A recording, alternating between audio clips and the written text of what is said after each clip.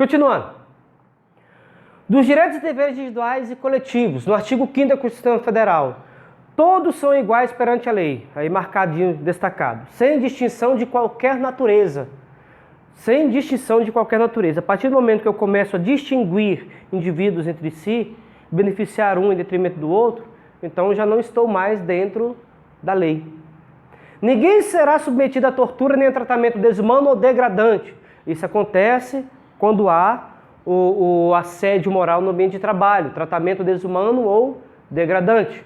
São invioláveis a intimidade, a vida privada, a honra e a imagem das pessoas, assegurado o direito à indenização pelo dano material ou moral decorrente dessa violação. Aí é já a questão da própria penalidade.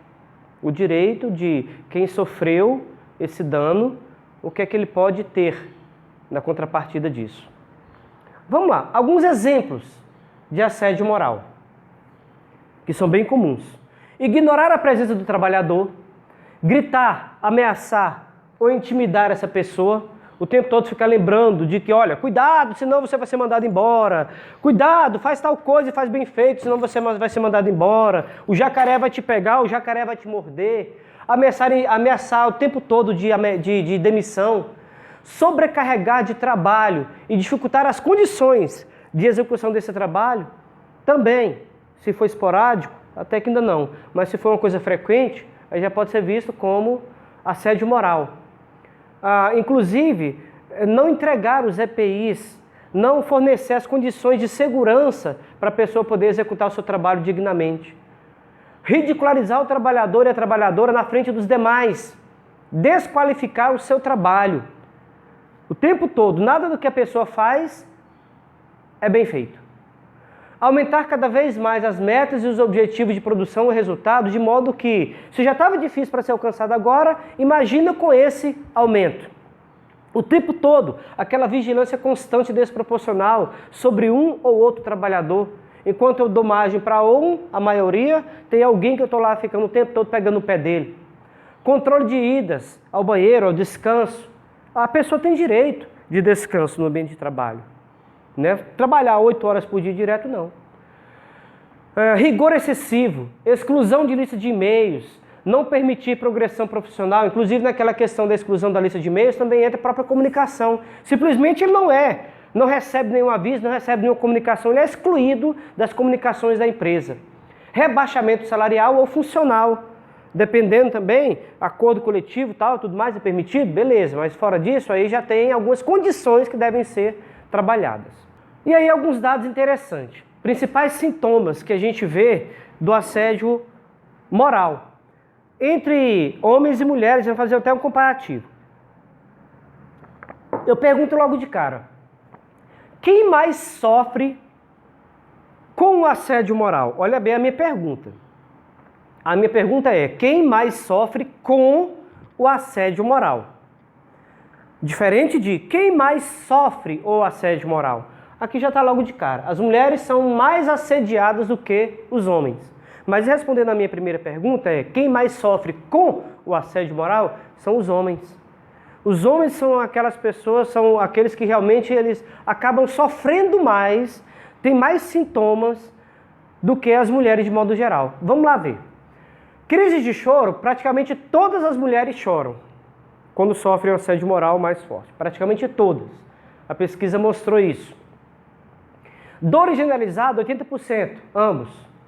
Palpitações, 80% mulheres, 40% homens. As crises de choro nos homens praticamente não acontecem. Até porque nós homens fomos educados desde crianças, desde bebês, que homem não chora. Homem tem que ser macho. E homem macho não chora. Engola o choro, engola a raiva, engola o sapo.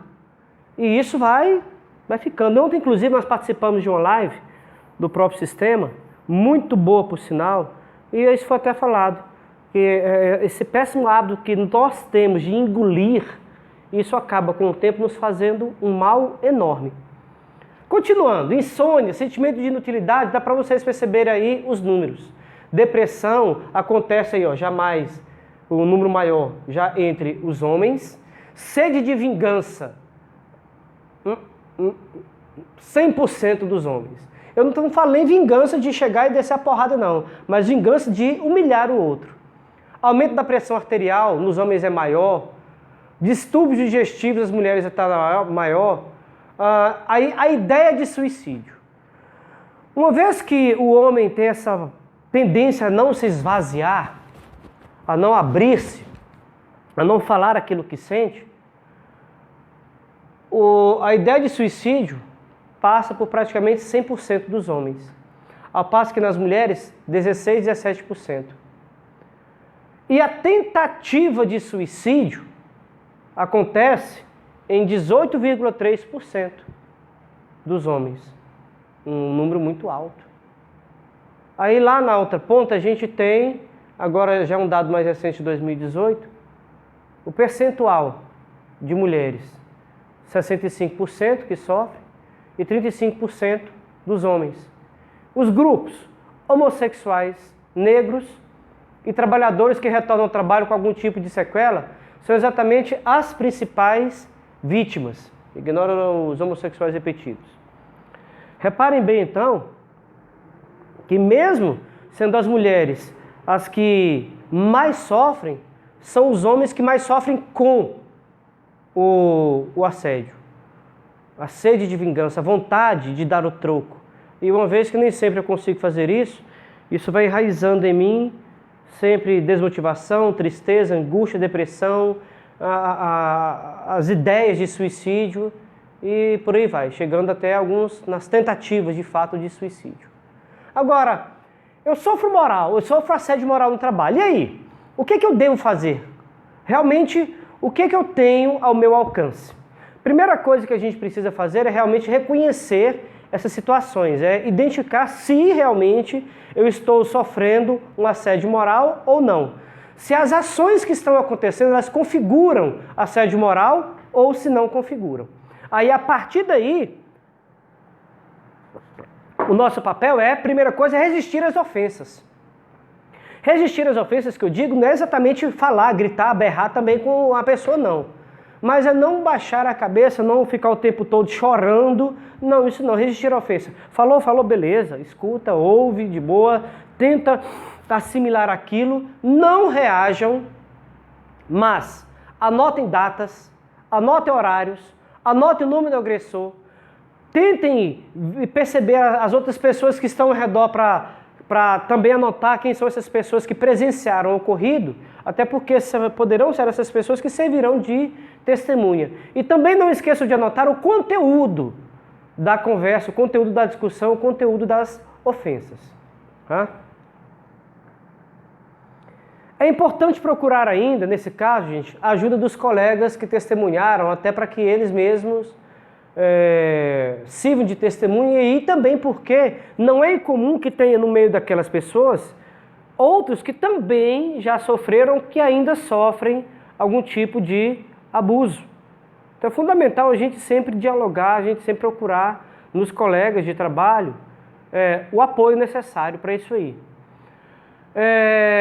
Evite ao máximo conversas particulares com o agressor, procure manter a comunicação na presença de outras pessoas e, se for o caso, comunicação oficial, formal, manda um e-mail. Quanto mais oficializado, quanto mais formal esse tipo de comunicação, o e-mail por si só ele já é uma ferramenta de comprovação. Ele é uma ferramenta legal, reconhecida, comprovada. O funcionário também pode buscar o RH ou a ouvidoria da empresa e relatar o ocorrido. Se a empresa, nesse caso, não tomar nenhum tipo de providência, é possível que o empregado relate o assédio sofrido ao sindicato ou ao próprio Ministério Público. Nesse caso, a empresa também poderá ser punida, porque a direção não tomou as providências que deveria tomar. Até uma das obrigações dos líderes, dos gestores, é exatamente promover um clima adequado ao ambiente de trabalho. Então, se eu, gestor, tenho conhecimento de que existe esse assédio, é responsabilidade minha correr atrás disso e evitar. Ok? Pausa.